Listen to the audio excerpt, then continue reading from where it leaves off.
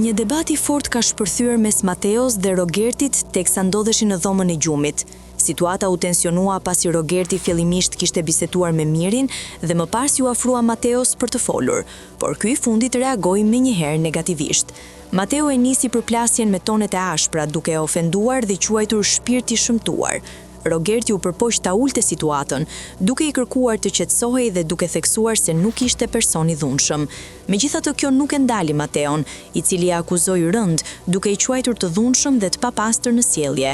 Ai shprehu shqetësimin se Rogerti mund të sillet në mënyrë të dhunshme edhe jashtë shtëpisë, sidomos ndaj vajzave. Rogerti reagoi I habitur, duke e pyetur nëse po fliste seriozisht dhe duke kërkuar shembuj konkret për akuzat.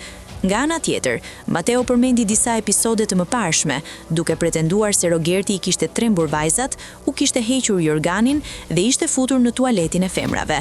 Ai përfshiu në debat edhe Mirin, duke I quajtur ordiner dhe duke e akuzuar se po e mbështeste Rogertin në këtë situatë.